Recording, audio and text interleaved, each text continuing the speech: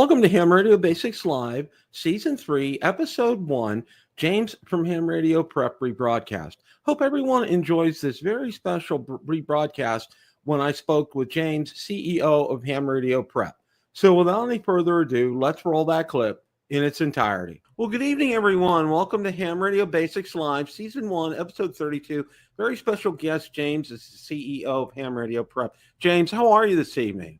I'm doing great. Thanks for setting this up, Bill. And that was a heck of an intro countdown that you had. I feel like your intro is so awesome, and I'm sitting here in my newly renovated office. I look like I'm in like a hostage situation or something. I promise I'm not being held hostage. Bill, thanks so much for setting this up. Yeah, as long as you're not being held hostage, we're good here. And but one of the things I like to do when I'm getting to know people, one of the first questions I ask is, how did you get into ham radio? So, how did you get into ham radio, James? That's a great place to start. So first, I'm James KN4NEH. I'm the CEO of Ham Radio Prep. I hear a lot of stories of people getting into ham radio, obviously through Ham Radio Prep, and there's a lot of different journeys that it takes. Mine is a little bit more on the nerdy side. So I studied electrical engineering at Vanderbilt University, graduated in 2014. But it wasn't even that really got me into ham. I was like 2 years out of college, and I was living at an apartment complex and had a friend of mine that was not an engineer. He was kind of more like a prepper, really, to tell you the truth. Like, he was just into all kinds of stuff. And he started getting his ham radio license, and he showed me what he was studying. And I was like, man, I know all this stuff. Like, this is like you're learning like V equals IR, Ohm's law, except for like the ham radio operation stuff. But when he showed me that in 2016, I was like, I started helping him helping him study. And then that was kind of the genesis of, ham radio prep. And then also kind of why I decided to get my license. I was like, hey, if you're going to do it, I'm going to get mine too. Might as well. And I actually wrote the first technician license class for ham radio prep while I studied for my technician at the same time. And then I got my license, I think, in 2018, and then, kind of never looked back from there. How'd you get your license, Bill? That's a real good question, James. I met the most beautiful woman in the world, moved from Ohio down to Florida, cold, wet, rainy Ohio down to Florida. Okay. And, was just a side note. It's the best thing that ever happened to me. Okay. It's like, I said, why didn't I marry you 30 years ago? Okay. Well, that's a whole another evening and story. But one of the things that I got acquainted to real quickly after being down in Florida was, hurricanes. That's a part of life down here. That's one of the, living in paradise has some drawbacks, and that's one of the really big ones, and being prepared for a hurricane. And I always fancied myself. I didn't fancy myself a prepper, but I fancied myself as a person who was ready for situations. So they said, a lot of times, cell phone towers could go down, communication. The only real means of communication is ham radio. And I'm like, wow, okay. So in 2014, in a very short period of time, I'm going to say probably about a year and 6 months, I passed all three of my exams. It was like boom, boom, boom. So you just went back to back. I just went back to back. Amateur extra. Yeah, I know a lot of guys. That's not easy. That's not easy to do. It wasn't. And, and I got to say this, everybody's right. The extra takes, it really takes some you got to really study that. And I know with your course, we'll get to that here in a minute, but, I didn't have the benefit of your course back then when I did this. And one of the, and what I did was, there's a company out there, and I'm not sure, they're pretty small, but I really liked them. And somebody else just actually bought them. They were going to close shop and bought them. You may know who I'm talking about. Yeah. And the one thing that I liked about them compared to the other ones that were available at the time, they rotated their questions. So you just didn't memorize the answers. You knew the answers. Okay. And that's one of the things that I really kind of prided myself on was you know getting to understand, because by nature I've been in computers all my life, information systems for 30 plus years, but not on the you know you're perfect electrical engineer side. Okay, I Yeah, wasn't. well, and see, that's the thing is like I even came from electrical engineering. So when I was coming along before, before I started building ham radio prep, I looked at it and I was like, if I'm having trouble, going through this course and making sure I'm passing my exam, I figure there's a lot of other people that want, something like I do. Like, on the one hand, a lot of people would be like, just read this textbook. I'm like, I just went to engineering school. I read enough textbooks. I don't want to read a textbook. It's a great reference. Like, you want the information. But then on the other hand, it was kind of like take the endless practice test. And so I wanted something that had video, it was interactive, had some games. And so I just set about, doing it. And that's kind of, I think that's the sweet spot with ham radio prep today is, and the other thing I'll say is um, we don't always publish our updates out to like YouTube and stuff like that. We're getting a little bit better about that, but our course has improved like even from a year ago. If you were taking the course a year ago, the course that we're doing today is 1,000% better because we're constantly in an innovation cycle. We are constantly updating, and you may not even see it on the outside because our team is back here working behind the scenes. But now if you go into like the technician course, that first video is only like 8 minutes. It's like everything is very fast to the point, and we're kind of finding the perfect balance between number one, teaching the underlying concepts, but number two, keeping you engaged and making sure that it goes fast enough so you can actually get your license. Because if you if you make the videos too long and you teach too much, then everybody drops off and they don't. We Mhm. study those analytics and we can see like, okay, if you make the video too in depth, then people drop off. But at the same time, if you understand kind of the base concepts, then you can actually calculate the questions without having to memorize them. So that's where we're always trying to like find kind of that perfect middle ground. And we just study the course completion rates and just make sure that they're constantly getting better. And right now our mobile app is where we're really getting the highest course completion rates. It has some of our, because it's a completely custom software that we've built. Like you have like the ability to review or miss questions. We randomize the answers. We do some more advanced analytics. And so um, it ends up working out really well for a lot of folks. That and one of the questions, and you kind of alluded to it. I know you have. How many people do you have working there? So we have a number of different hams that kind of support the project. Like you've probably seen Professor Jim in for Hmm. VFR. Man, that guy Jim is absolutely incredible. Yeah, he We is. just linked up because we're both in the Atlanta area, and he just has a passion for getting new hams licensed on the air. He's a VE here. He does a lot of test sessions, and we teamed up like 2 years ago, and it's just been we've just been taking off ever since. We have a new guy, Max, who's in Huntsville, who's helping us, um, and he's like, I'm drawing a blank on his call. Let me see if I can find his call for you really quick. But Max is like, I mean, he runs like a space club in University of Huntsville, Alabama, and he's like a whiz. So he's really helping us with like building out new features and stuff that really will kind of gamify amateur radio and help get things that he would really like and I would really like, and so he's been a big help. You'll see him on a lot of our social media channels.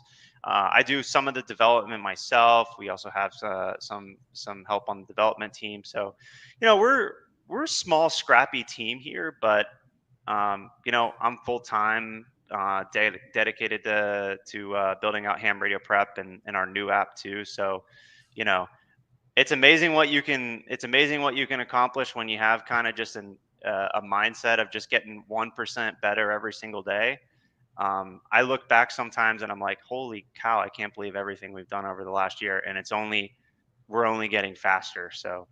Yeah, and the two things that I have to add, the course on Baofangs and a lot, and also on the HF Masterclass. I mean, those are strokes of genius because one of the things I get a lot of questions via email to Ham Radio Basics, and one of the questions I get, a lot, how do I start with HF? And I mean, you guys it's just all laid out there. You do everything from equipment to antennas and how to call CQ. I mean, it's everything. It's one stop shopping. Yeah, man. I appreciate it, Bill, but it's the same thing you're doing on YouTube, man. And we're starting to bring a lot of that onto YouTube too.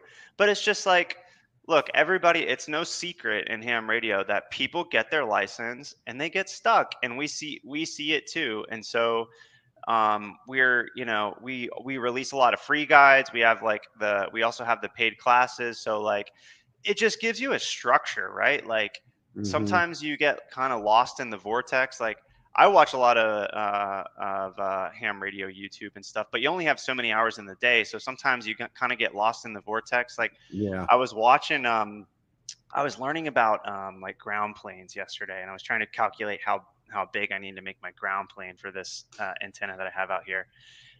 By the way, shout out to Smoke and Ape on the ground plane. He's got Oh a really yeah. good he's got a really good video on, like he does really good guides.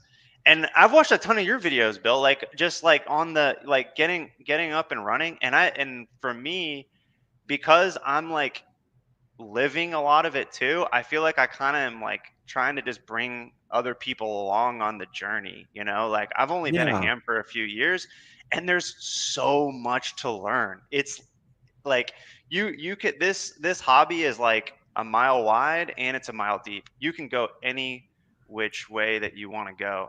You I know. recently just did I've done POTA, for some time, but I recently just did SOTA, which kind of very similar, right? But like, there's this guy in Atlanta named Yusuf, who like his thing is he just loves to climb up a mountain, and he has a YouTube channel too. Climb up a mountain and just set up a wire antenna and activate. I mostly operate from home here, but like you can, I mean, whatever you want to do. If you're just into a handheld, if you just got a farm, like got my parents set up with ham radio now at their farm up in North Georgia. It's great for that. It's great for kind of venturing. It's great for just like if you just want to set up a badass station and just start making contacts from around the world from your house. You can do that too.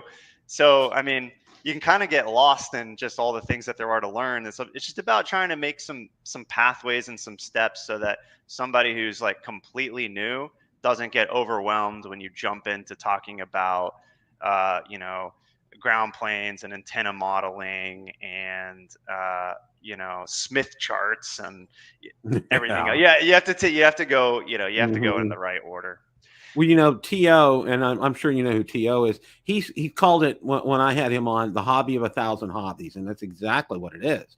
It really is, and that's the beautiful thing about it. If you want to do FT8, fine. If you want to do CW, fine. If you want to do DX, fine. If you want to do QRP, fine. It's all good. And the thing that really gets me are the sad hams out there. Okay, FT8's not a real part of ham radio. You hear all that stuff, and you know what? I shut out the noise instantly. Okay, because I'll tell you what, I'm all about promoting this hobby and having fun. That's what James. I know you and me and everybody I know. Like the YouTubers bunch, we have fun doing this. Okay, it's not a chore. It's not a burden. It's not, oh, I'm going to have to do CW today. Or no, it's fun. It's what we want to do. And I think that's one of the things that kind of drags other people down is when these sad hams get out there and they start just, pontificating stuff. And I'm like, you know what? Enjoy it. There's so much to do.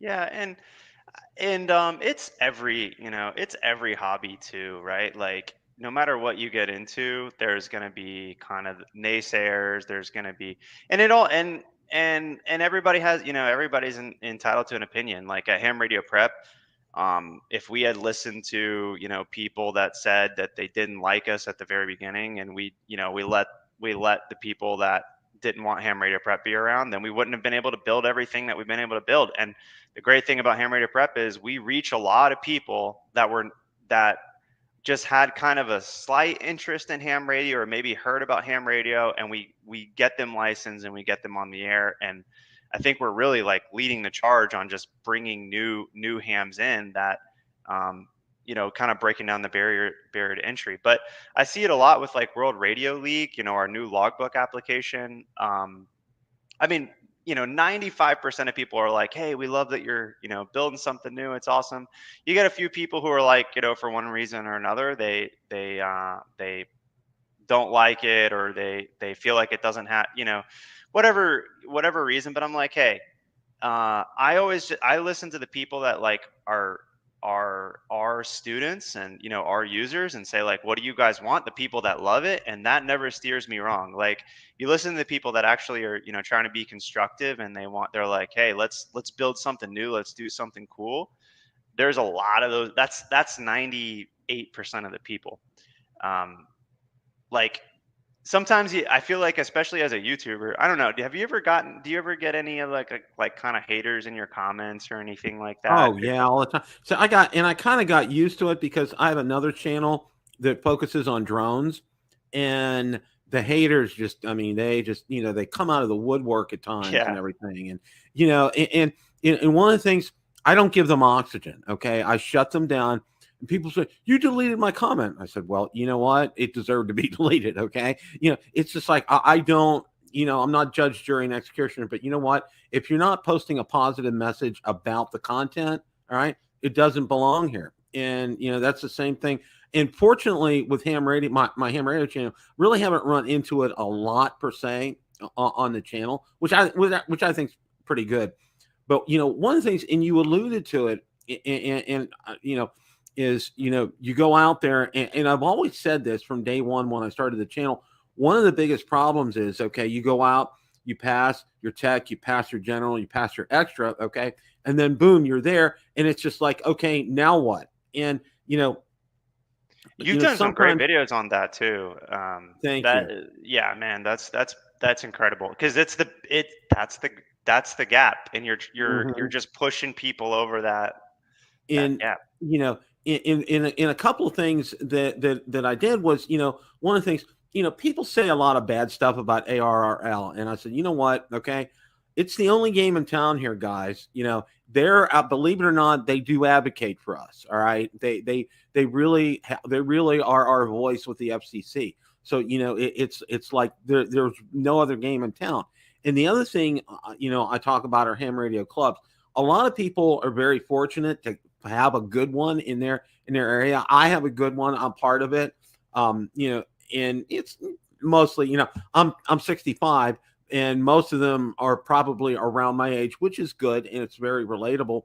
But there are a lot of other ones. For example, there's one close to where I live here, and I would be the youngest person there. Okay. Well, And age is a number, man. I'm telling yeah. you, and you see it in ham radio too, because I mean, like, I have friends from, like I was saying, like Max, who's 18, 19, who knows more about ham radio than I do. He's a whiz. And then I have, people in their 60s and 70s and even 80s that I talk to. And it's all about mindset. If you have a mindset that you want to learn new things and you want to do new things, you will do well in ham radio, Oh yeah. And Well, it's like, and people say, well, we need to get the youth involved, and like, yeah, we do. Like, I just met with the Georgia Tech amateur radio club. Like, they got a really good club here in Atlanta. There's a lot of Vanderbilt, my alma mater, they have a really good club. There's lots of people involved, and it is growing. I mean, I can't point to the numbers to say it, but just from the people that I talk to, you've got the full age spectrum. So we're doing great, to tell you the truth. My thing now, and I'm trying to do this ever so gently, is to cajole my wife into getting her technician license. And I told her, I said, look, this class that James has an incredible product. So I'm trying to get her into that mindset, into that group. Get her on the mobile app. You don't have to do general. You don't have to do extra. I'm not expecting that. But take a look at it. And Have you ever had her really, like key up with you while you're operating or anything? yeah, I did. And, and she was real, like, for example, when I busted out my 705 for the first time, and I'm sitting there in the living room, and she hears that I made my first contact with it. She's like, wow.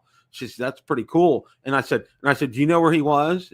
She said, no. I said, Arizona. And I said, you know what's even more incredible about that? And I tried to explain it to her. I said, I was operating QRP. And she says, what's QRP? I said, I was operating only on 10 watts instead of, I can go up to 100 watts. So I was doing it only on 10. And I reached a gentleman in Arizona. And she's like, wow, that is pretty cool. So, it's kind of feeding that a little bit. It's so cool. And and you got like, that's what you and a lot of the other like I love the ham radio YouTubers. Like you said, you mentioned Jason, like Hayden. I don't know if you know him from like I Ham know Radio Aiden. Yeah. DX. I mean, we're kind of just like getting more into like the YouTube world. We're mostly all consumers of YouTube, but like ham radio YouTube has done more for the hobby than so many other things because Oh, yeah. I mean, it's just so easy to watch, and then it gets put into the feeds of people that maybe are like, maybe you're just have an interest that overlaps with ham radio a little bit, and then you get a ham radio video in your feed, and then you're starting to check it out too. But um, it's funny that you bought that IC 705. Like, do you have the 7300 too? Are Yeah. you I have yeah? 7,300 too. Yeah. It's I don't it's definitely like a splurge, right? To get a Oh, yeah. 705 in addition to the 7300. Jim and he's kind of like my like local Elmer here because he's taught me so much, but he just got a 705 too, and I'm like, I mean, it's definitely a splurge because you got your 7300. You can pretty much do everything that you want. I guess it's like more portable. It's a really cool radio and everything, but that's how you're having a good time is when you're just Oh, adding some yeah. extra radios to the arsenal. Well, see, for me, in what I did was, a couple of weeks ago, I combined my drone channel with the ham radio channel. It's real interesting because, some of the guys from Coffee and Ham Radios first found me because of my drone videos. Okay, and it's real interesting because there's a number of guys who watch, or good faithful followers on my drone channel, are ham radio guys, which was absolutely totally cool.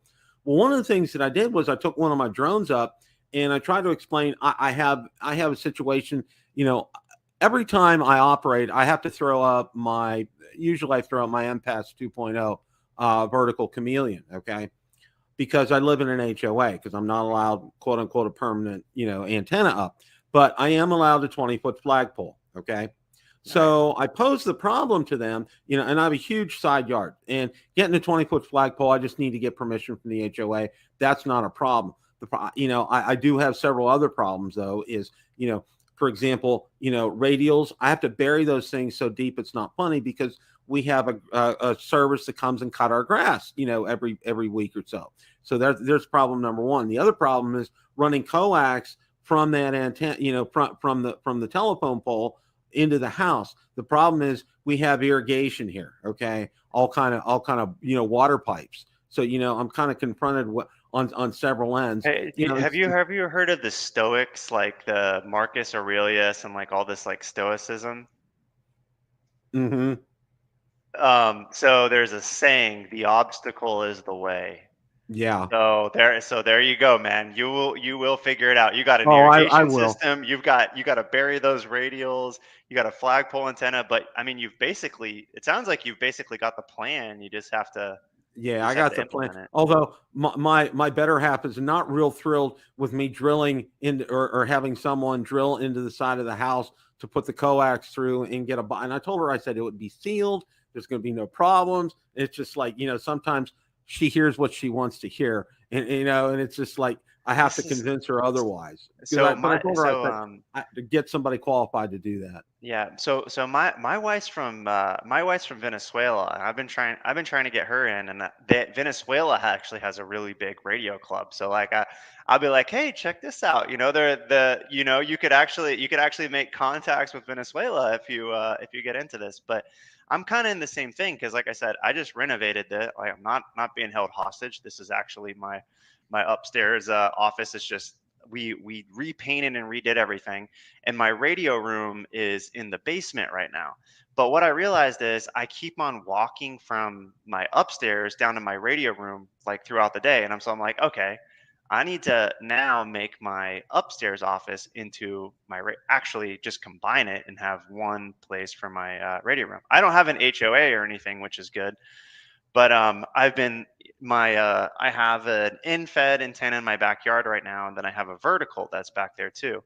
So I have to run coax, through here and like come into the roof or something. And I was telling my wife about it. She's just like giving me kind of the look like, oh, our newly renovated space, you're gonna start drilling some holes. But she, it's not that big of a deal. I also have like this little window thing. I don't know if you've seen these. Like you can get these inserts that fit into your window. Yeah, MFJ makes pastors. one. Yeah. Yeah, you can get a pass through, but I don't really even like that as much. I'd rather just, it's nice to kind of have a temporary setup, but I think I'm just gonna drill the holes and just kind of get over with it. But I want to do the HF Yagi on my roof as well, is kind of the latest thing that I'm eyeing, because uh my backyard's kind of sloped, and so to get a tower up, it has to be just that much taller.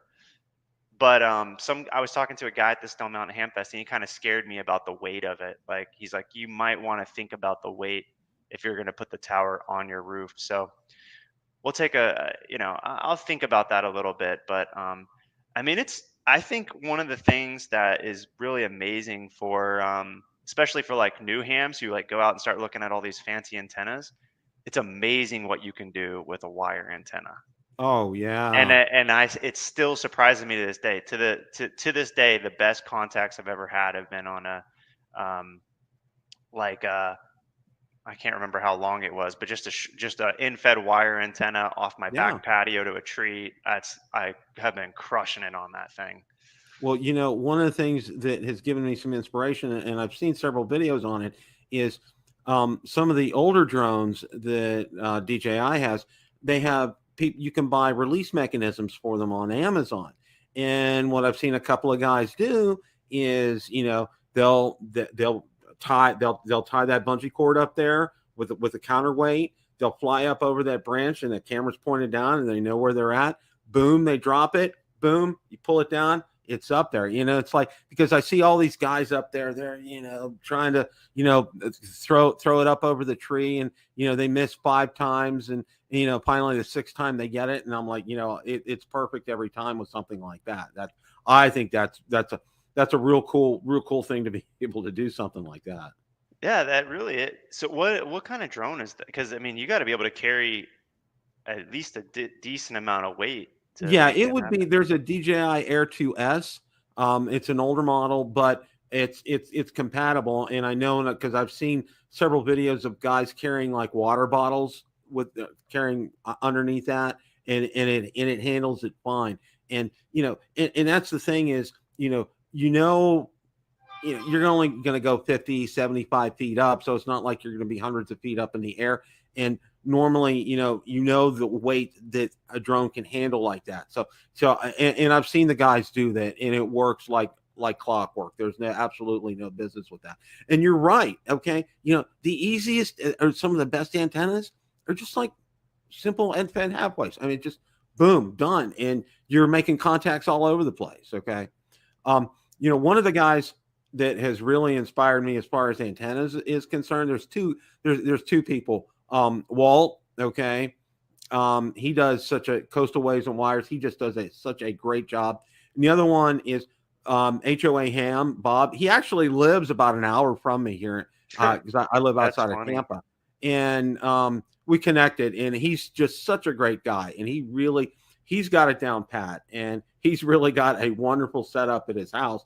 And he did the chameleon flagpole antenna, which, that started the ball rolling for me with something like that. So I'm really kind of excited.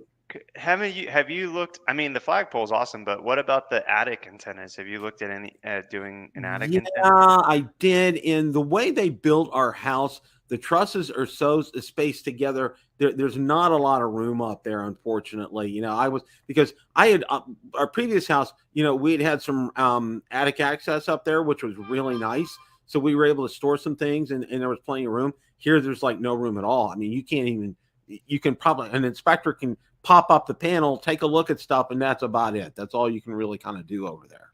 Yeah, I probably shouldn't say this because I'm gonna piss off some of the people in the HOAs, but I don't have to worry about it. My backyard is like looking like some sort of science experiment right now. You know, I've got all kinds of, and then once I got stuff going on my roof, is, you know, the only thing I'm worried about is putting too much weight on my roof, and, you know, something like falls, you know, I actually like falls through. But um I don't know. I don't, you know, I'm not quite ready to put up the tower yet, because it's just like you have to concrete. Well, I did talk to a guy who actually didn't concrete as in he just buried it really deep and he was totally fine. But I mean, to like do it the right way, you need to put some concrete down so you're not like, you know, climbing an unstable tower, which that's a whole nother topic.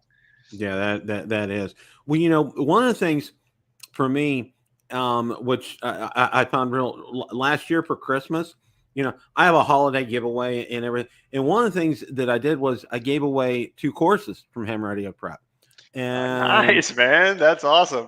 I got We'll get Ray. you the hookup after this, Bill. I'll get you some kind of hookup where you can do some more of that this year too. Oh, I I would love to appreciate do that, I man. appreciate everything that you're doing for amateur radio and Thank making the you. content. So we'll get something set up.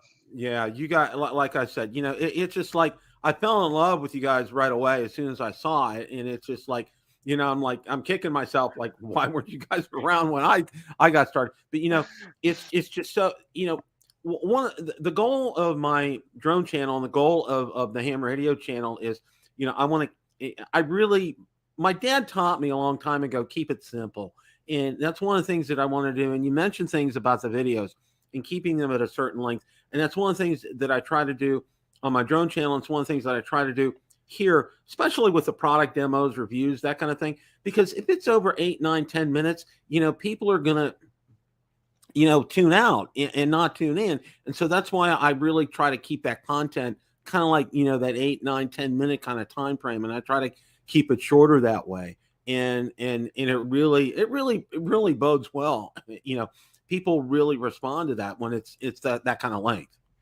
I totally agree. And man, your streaming setup is awesome, by the way. I just figured out that I can see the comments, but I have to connect my YouTube to be able to respond to them. So, uh, Andy, sorry for taking so long to respond, but hey, Andy.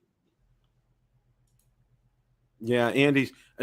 I have a good core of people that follow the show here on Wednesday nights. It's 7, and you know, and I got to hand it. You know, I didn't want to step on anybody's toes when I got started. And Jason from Ham Radio 2.0, he went the extra mile with me. Okay, it was just absolutely fantastic. You know, there's a Google Calendar that shows when everybody's shows are on, and he said, you know, pick a time slot for when you want to do your show when nobody else is on. So that's why I do Wednesdays at 7. And he has been so incredibly helpful. Josh has been helpful. All these guys have been great. Okay. And I've had pretty much all of them on. I had Scott from Ham Radio for Non-Techies. Who else? That's I've another had, great channel. Yeah, Ham Radio for Non-Techies. yeah, I've had Mike. He's now Ham Radio Tube. I absolutely love him. Smoking Ape is just fantastic. To is great. I had Frank from Tank Radio on. You know, I've had you know, pretty much the who's who of the ham Eventually, y'all will YouTubers make in a here. YouTuber out of me. But you know, it's like it's amazing. You know, I would say I spend my entire day working in ham radio. I'm kind of newer to like being on video myself and everything, but it's you know, did you go through kind of like a weird thing with getting on video? It's weird seeing yourself and it's weird hearing yourself. You ever Oh hear yeah. yourself back? You're like, do I really Yeah, when I sound like first that? started back in 2017, and I'm like, you know, well, I talked real fast, and that's one thing you know, looking back at some of those videos, I'm like, why did I talk so fast? You know, I'm like, welcome. It's great day. It's just like, almost like it was sped up, but it was my normal talking. And I'm like, oh my gosh. It's just like, I would probably like that because I'll put YouTube videos on 1.5x sometimes and just listen to them quickly. So you're probably speaking my speed. that probably was it. I mean, like when I first got started with it, but it's kind of come a long way. And what I use for live streaming for this, it's called StreamYard, and it's the best that's out there. It's the easiest to use. It's just very intuitive. And what's wonderful is, you can keep the episodes when you're done and download them and download this content, which is great. And one of the things that I've done on my drone channel is, I break up that show into segments. In that last segment, usually what I'll do is I'll chop it apart, and then I'll have a whole nother video on that. And, it gets more, it gets more people going. Now, I'm monetized on the drone channel. I'm not quite there yet on this channel, but, and I tell people monetize, I'm like, oh yeah, you're really raking in the bucks. And I'm like, you know what? I'm like, I have about almost 13,000 subscribers on the drone channel, and I've gotten like $300, maybe $350 on a really good month. So it's like, you know what? It's keeping the lights on, guys. It's not buying that Porsche or that Mercedes in the driveway. Okay. And the same thing. Maybe paying for that chameleon. Yeah. That'd be a good goal. That'd be a good goal there. In one of the things, and I'm going to be retiring probably about a year and a half, more than likely. And, my wife's like, you're all set. You don't have any worries about what you're going to be doing for that. It's content from one channel to the next, and they flow. And that's a good thing. As I talked to a couple of my drone pals, and they said, it's a really good idea that you have another channel up and running and going too, because if, say, for instance, something should happen, in the drone industry, you have your ham radio, and ham radio is not going to go anywhere. Okay. That's, that's one of those things. It's always going to be around.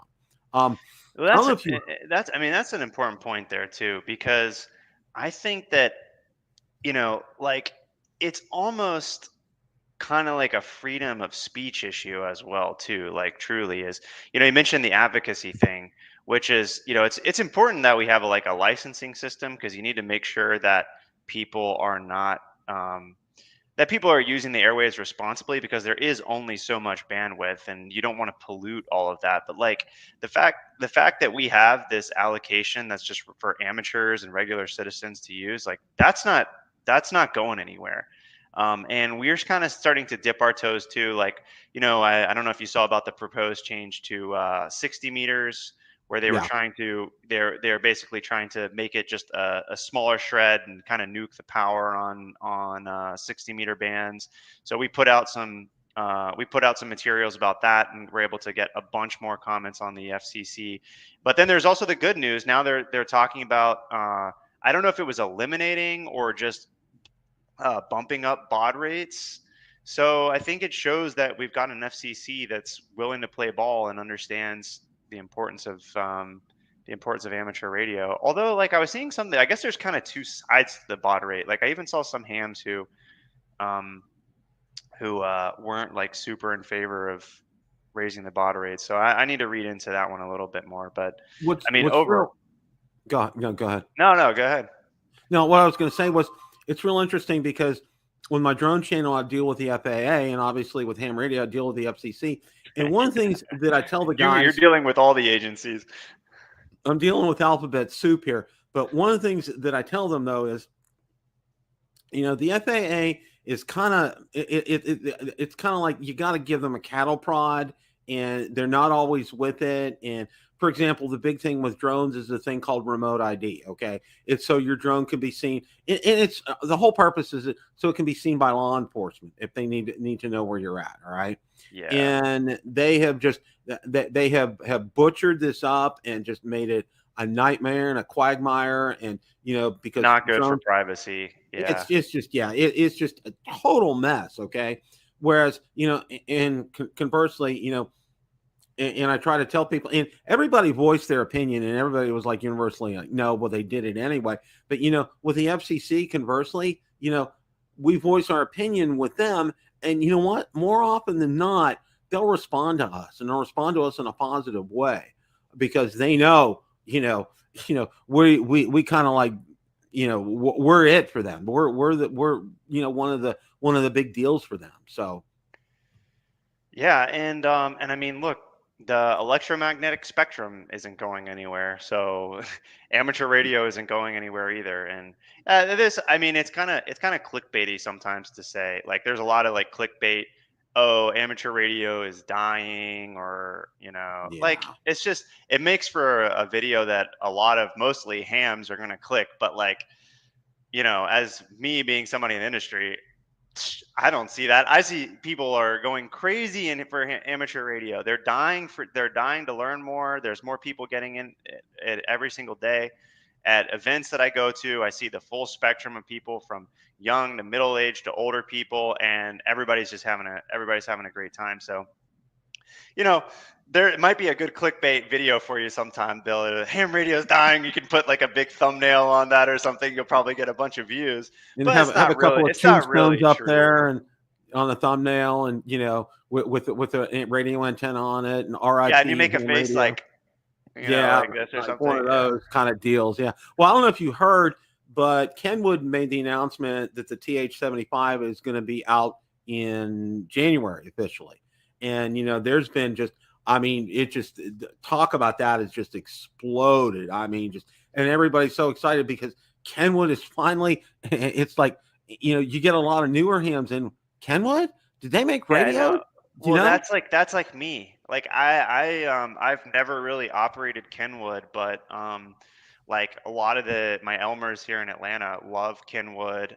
Like also like Elecraft. Like Elecraft to me just like screams class, It's like they're Hmm. just it's just kind of it's almost like kind of luxury radio almost. Like they're just doing cool stuff.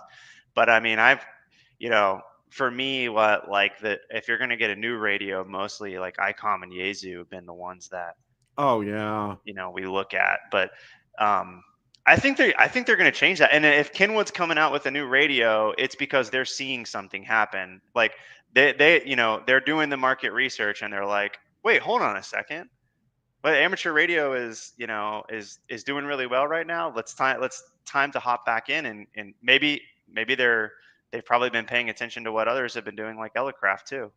So Yeah, yeah, oh yeah, and and you brought up a good point here because it's when companies see something and they jump on it, it's a signal and it's a sign, and and for example, I take it they're from smart guys. they There's are some smart guys over there. They know what they're doing. They do they're the research. they're intelligent about this. For example, I got a lot of views on and I found out kind of backhanded through I have a contact at DX Engineering, and he told me, the 7100 is going to be coming back. And boy, it's just like people jumped on that video right away. And I tell you what, it's like most people love that radio. There's a few detractors about it, but you think about it and it's and I hate to use the word all in one shopping or all in one stop, but it really kind of is. And it's really kind of exciting that it Which is radio coming is that back. you're talking about that's What's coming that? back? Which radio are you talking about? I call my 7100. Oh, the 7100. Yeah. Yeah, Yeah. yeah. Yeah, People that'll be are a beast. and they originally were supposed to come out. It was supposed to come out in October, and then I talked to them, and they said now it's going to be like the 1st of December. And they said what they've done is they've had to update a lot of the parts on it, but that was the big thing was they weren't able to produce it because the part shortage, and that's why it hadn't come out because everybody and I could have kicked myself because about I'm going to say maybe about a year ago somebody offered one to me super discount. It was brand new, never used, and I passed. It's like the timing wasn't right because I didn't have the money anyway. And I'm like, oh my gosh, it's like. But Yeah. now it's going to be coming out, and that's I, that's I'm exciting. I'm not a very good like Hamfest shopper. Like that's one thing that I want to get better at is kind of like doing the boneyard shopping because I'm like a very careful like type shopper. So I'm always like checking everything out, but like never like pull the trigger. You know what I mean?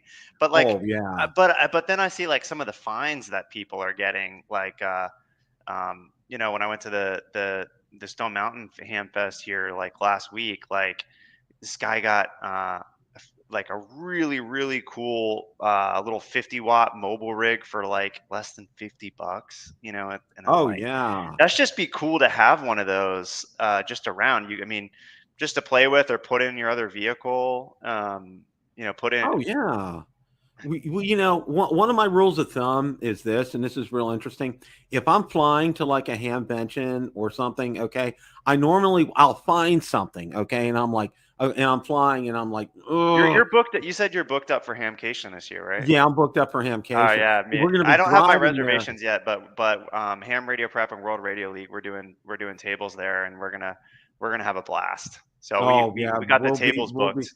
Valerie and I will be knocking your doors down. And I have her, she has a shirt like me too. So, and that's one of the things that I wanted to do was to make sure that people know that she's with me. And one of the things that she does, and she's always helped me, is doing the videography. She does a fantastic job on that. So I'm real excited about that. But my rule of thumb is like we're gonna be driving, of course, over to Orlando from Tampa. I probably won't find anything. Okay, you know, I'll have my SUV with me.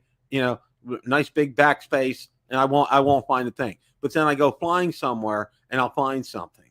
It's just like it never fails. That's kind of my rule of Yeah, thumb with something like that. man, Tampa's great. I actually have family in Tampa as well too. My wife and I have been down there and been to Clearwater and Oh St. yeah. Pete a bunch of times. Love it.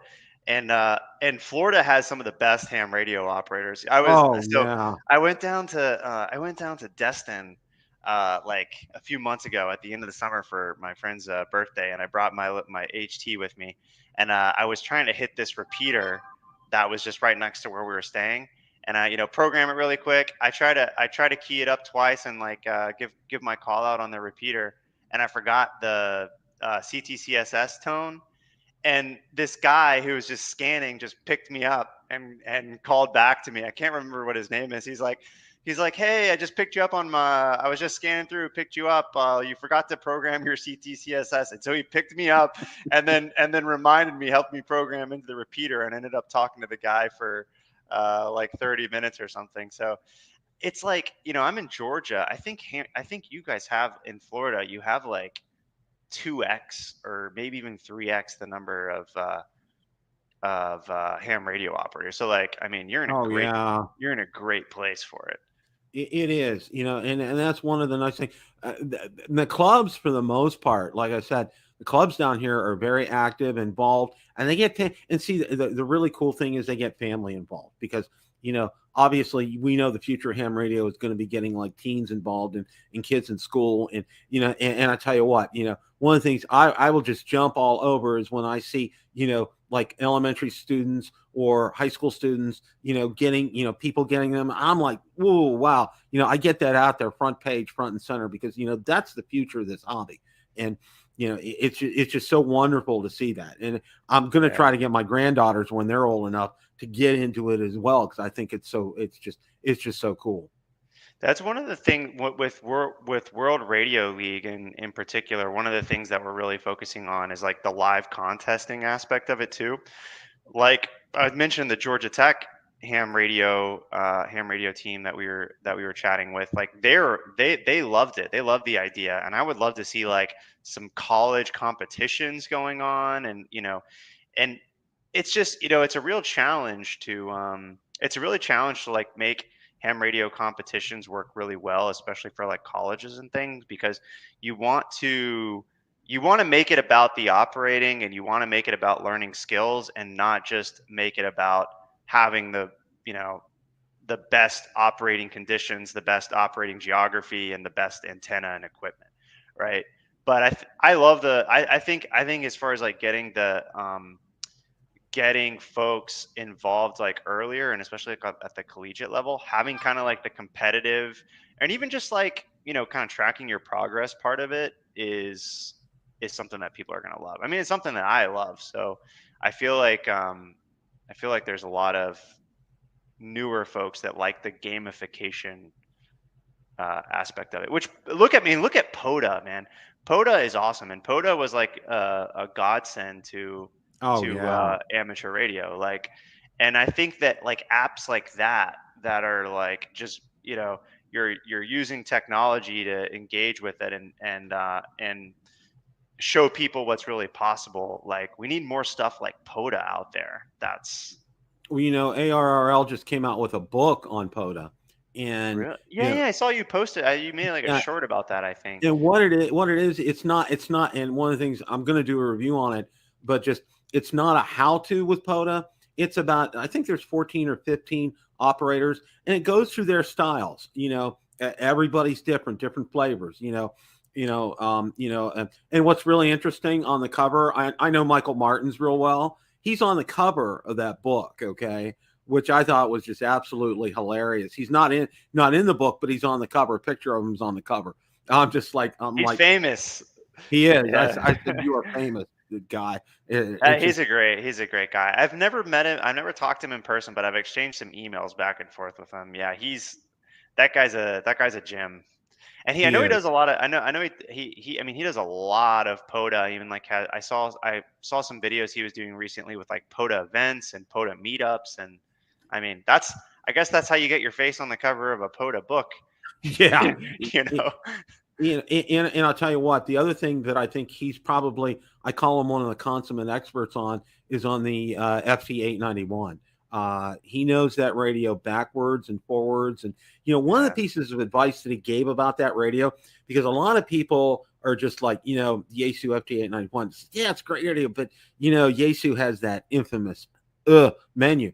And, one of the things that he said was, a lot of times, when you go in and you set those settings, and this is one of the things that I try to get across to people. People are so bent out of shape because I have to do this and do this and do this. And I said, you know what? You pretty much set it and forget it, really. I mean, except for flipping through your bands, that's all you really need to do. You don't need to go in and adjust this and adjust that each time. People are so bent out of shape about that and getting deep into menus when you don't really have to. It's true. I mean, I mean, even on my like icon, I found something I found a menu option that I'd never used before. I've had and haven't had the radio for over a year. And you're like, wait, what the heck is this? There's you can find out all these little tips and tricks, especially if someone like shows you something new. And like that's a lot of what we're trying to do with like the HF masterclass, is kind of like undercover those things, because if you're just trying to do it yourself, sometimes it takes you forever to figure out um, all of the tips and tricks that somebody who's been using that radio would know for a while. Well, one of the Have you things. got Go ahead. Go ahead. No, go ahead. I was gonna say, have you gotten into the flex radios at all? Oh, I would love to. I would love Yeah, to. yeah. It's just like, but it's like, yeah. Well, I'm going to be having to spend a lot of money on some dental work coming up. So it's like, I mean, I'm talking thousands and thousands of dollars. So it's Hey like my man, ham. you don't have to tell me. I work in ham radio, and that's out of my price range right now. So if I would anybody love if anybody from it. Flex is watching, you know, Yes, either help a one of ham us. radio prep guy out here. Like Yeah, please. Well, I know right now a couple of their more popular ones are back ordered. I mean, it's just they're just they do such a great job with that. I can't say enough about that. And the other thing for me too is you know people talk about, and one of the things that I've gotten to know a bunch of people on YouTube, and they've also pointed me to MTC down in Texas. Okay, because people think DX Engineering, Gigaparts, and Hammer Radio Outlet, which is all well and good, but MTC, main trading company down in Texas, Vern Six, and I don't know if you've seen him or not I've seen his videos. I love his yeah, videos. Vern's a great guy. I'm really good friends with him. And he's real good friends with the owner of MTC, and they just do such a great job. They're a mom and pop kind of store, but they do it, and that's one of the things that I'm always in favor of. Promoting those kind of operations, okay? Because your DX engineerings are all going to be around. Your Gigaparts is going to be around. Your ham radio outlet's going to be around. But MTC is dependent upon us to help them with their business.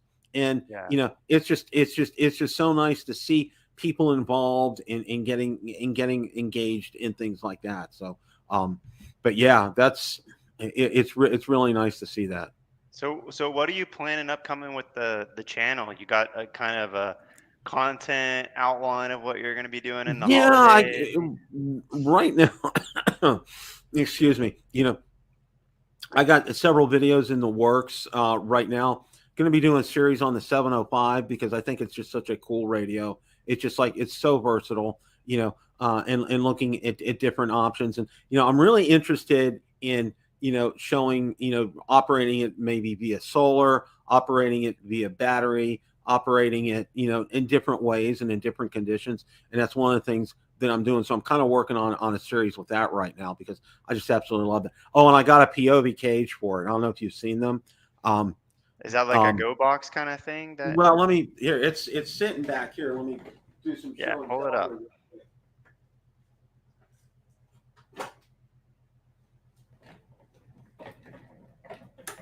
It's a What is full on this? cage for it, and it has.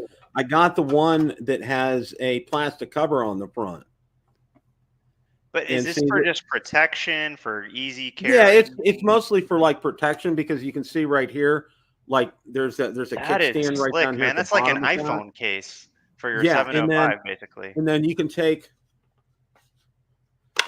screen protector off on here, which is really nice. I absolutely love this, and it fits perfectly like inside, one of those I call them army bags, go bags or whatever that people get. But I fell in love with that, and the guy, it's an American company that does it because I thought about getting the WinCamp, and WinCamp is just like this, but I really like the fact that they didn't have this, and I think this is important because all your controls are up front, and you don't want to damage your controls. So Yeah, that would be a really good. Yeah, have you ever heard like I guess they call it like rucking, but that's like kind of something that I'm looking to get into where you just like you basically pack up, you take a pack, you like go up on a mountain and stuff like that. Like it sounds like a 705 would be perfect yeah, for that type of, you know, it it, operations and it really hiking and would.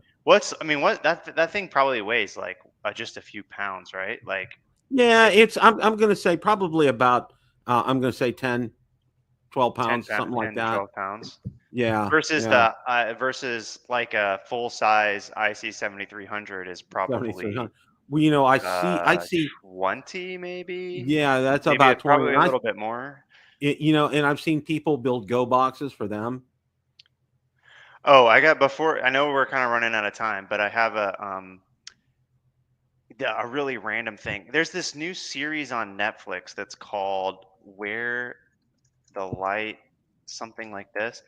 This is a super cool kind of like almost it's like a shortwave, but it's a whole there the whole show is about like shortwave radio. And it's a Mm, brand new series on Netflix. And I saw that and I was like, I'm telling you, the people are getting into radio like never before. It's called All the Light We Cannot See, and it's like the crazy story of like World War II. They're trying to like uh basically fox hunt this shortwave radio that's sending codes to the allies, and the Germans are trying to fox hunt it. I'm only like 2 episodes in, but it's super super cool. So anybody that's like interested in HF shortwave type history stuff, super super cool series. yeah, and it's real interesting that you bring up shortwave because that's on my Christmas list for my wife. I've got a radio picked out because back in the day, I had one of the realistic 9 band things from Radio Shack, which was fantastic, and I would listen to shortwave out in the summer, sitting on the back porch, and it was just a total blast and so cool. Well, I'm like, you know what? I think it's great because this one also picks up SSB as well too, and I'm like, it's a Texan, and I've That's I've done awesome. my research. I've already told my wife. I said, "Here's my Christmas list. That's it. That's all I I want." So built I built a little receiver when I was a kid, and I I don't even remember how I did it. Or I mean, I think it was some sort of a kit or something like that. But that type of stuff is also really cool. I think there must be some people that are still doing like kits for schools and stuff like that. I hope so.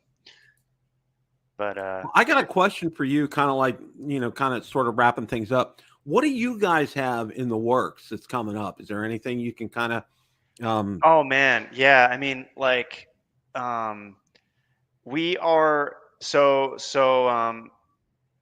we're gearing up for our new amateur extra course, which, as soon as the question pool's released, we're going to be doing that. But the big thing that we're working on right now is the World Radio League. So it's www.worldradioleague.com if you want to check it out. But basically, we're just building a whole new sort of like logging live competition app, track your progress towards different awards, things like that. And we're kind of helping you, like, okay, so you get your license with ham radio prep, you can go over, start logging your first contact inside it, and start sort of getting involved. And without giving away too much, I mean, the logging interface, what I say is kind of sets us apart. It's just really easy to log in and start using. But we're going to be very quickly doing things from just like a live perspective and a gamification perspective that haven't really been done yet. Andy, thank you so much for the support, man. That really means a lot.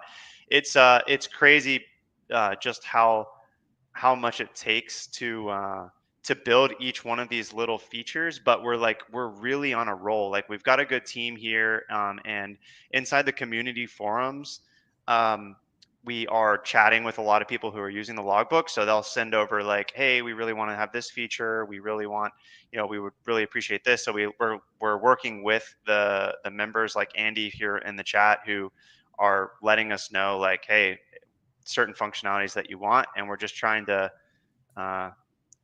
build as fast as possible to, like I would say like, you take a look at like POTA, right? And like how successful it's been. We want to build something that's awesome and new, and is just showing a new way to operate and enjoy amateur radio, and then connect with people from all over the world. Boy, And it sounds like you that's got a good pulse on what's going on, James. I mean, seriously, that is just we're having a that's blast, man. And that's the best. awesome. That's the best part of it, is we're having a blast while we do it too. And look, I mean, there's certain people that's, we can't meet everybody's requirements right now. Like import export, we're working towards the import and export of the log files, which we know is really important. But you got to do it the right way. You don't want to Right. mess up somebody's import, and then you're having to clean up a bunch of bad logs. So we're trying to do things the right way, but we're trying to build things that are totally new and fun too, which is, we don't want this to just be the same, a duplicate app. We want it to be like a whole new way to experience and log your contacts and have fun with other operators. Absolutely, absolutely. Any closing thoughts? Anything you'd like to share before we wrap things up? Man, just thanks for setting this up. Thanks for, I had like basically a 12-hour day of development, and you like drug me out of my, you drug me out and got me onto YouTube today. So that's good. But appreciate you, kind of reaching out and taking the time to set up the interview. And next time I come on your show, I'll have my office set up here, and maybe maybe by that time I'll have my ham shack actually set up in this office too, so I can That'd show be you. awesome. That would be awesome. Well, hang tight here after we close out, because one of the things that I like to do, all my guests, I send them some of my swag, and that includes like a Ham Radio Basics mug and a hat. So thanks, man. Yeah, I'll get you hooked up with some ham radio prep stuff too. And I want to hear about. I know you got some obstacles with getting the flagpole set up, but next time we talk, I want to hear. absolutely. That you got it done. I assume you're going to be at Hamcation, right? Yeah, going to be a Hamcation. Well, the rest of the ham radio prep team will be there too. So you'll get to meet Professor Jim and Max. And I'll tell you what. Yeah, I'm anxious to meet him too, because I think he's a gem. He just absolutely, wow. He's just so good and so relatable. I love him in his videos. It's just absolutely so good. So I want to thank everybody for stopping by tonight. I know Andy was here, Chris was here tonight, Cooley was here tonight. Thank you guys so much for stopping by. And if you guys can continue to spread the word about Ham Radio Prep, and also the new venture, okay, the World Radio League, because I think these are just, James has his pulse on things with the ham radio right now, and it's so important because as the core message behind my channel and just about everybody else's is just to promote the most incredible hobby in the world to everybody. So Thank you all for tuning in, guys. And remember, it's always a great day to make a QSO. 7 3s, everybody.